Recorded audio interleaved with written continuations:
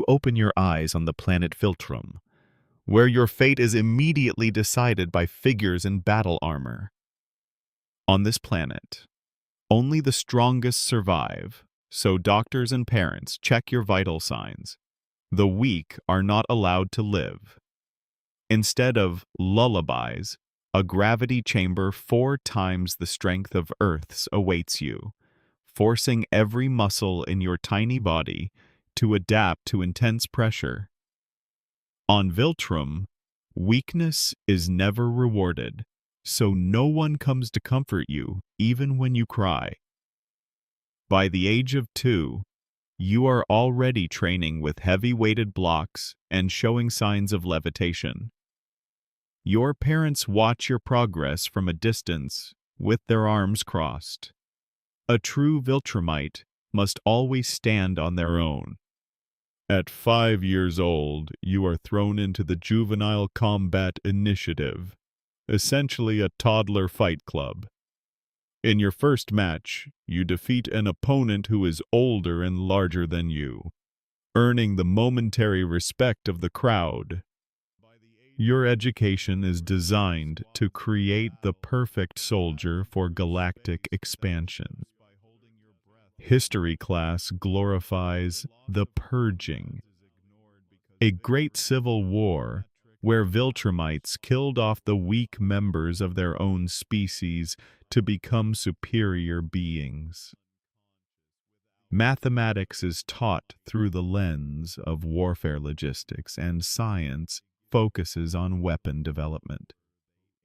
At 10 years old, you go on your first mission, where you must personally decide the fate of captured rebels.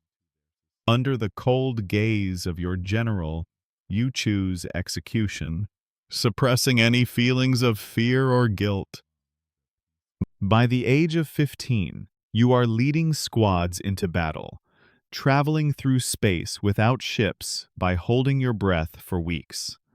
The loss of comrades is ignored because victory is the only metric that matters. The ultimate test arrives at 16 with the Viltrumite trials on a distant moon. Out of 30 candidates, only a few survive.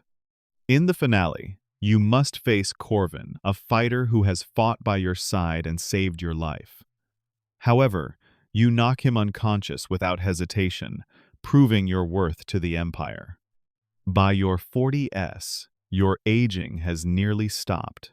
The older a Viltrumite becomes, the more powerful they grow, and the slower they age. The Empire then gives you a special assignment, the reproduction program. Your genes are so potent that when breeding with other species, the offspring are almost purely Viltrumite. You are sent to the planet Corallus to integrate into their society and create an army from your own children. However, living among the peaceful people of Corallus changes you.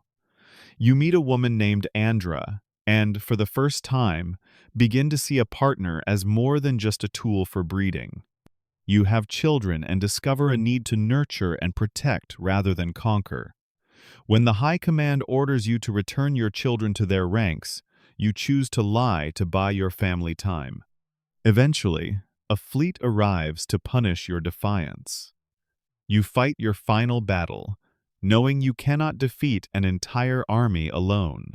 You die a traitor in the eyes of the Empire, but you give your family a chance to escape and live in freedom.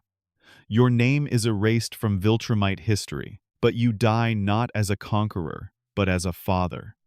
The silent aftermath of Corallus. The erasure was absolute.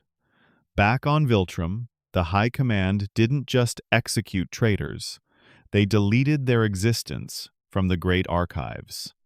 Your statues were toppled, and your genetic code was flagged as a sentimental contaminant. Yet, while the Empire scrubbed its records, the soil of Corallus held the memory of your final stand.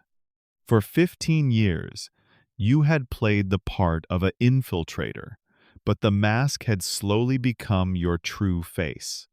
Andra had been the one to notice the change first. She saw how your hands, scarred from 1,000 battles, learned to handle the fragile stems of the Corallus grain. She watched you struggle with the concept of mercy, a word that didn't exist in the Viltrumite tongue. You remembered the first time your son, Kale, skinning his knee and looking to you for guidance. On Viltrum, you would have left him in the dirt to harden his spirit. On Corallus, you found yourself reaching down, his small hand disappearing inside yours, feeling a surge of protective instinct that was more powerful than any battle rage you had ever felt in the arenas of your youth. The fleet's arrival was not a surprise, but a tragic inevitability. As the warships pierced the atmosphere, turning the sky into a tapestry of fire, you felt a strange sense of clarity. You weren't fighting for the Empire anymore. You were fighting for the quiet mornings, the laughter of your children, and the right to be something more than a weapon. Corvin, the man you had spared in the trials, led the vanguard. He saw your linen clothes and your peaceful gaze, and he saw it as a sickness. But as you rose to meet him, you knew the truth. You weren't weak. You had finally found something worth dying for.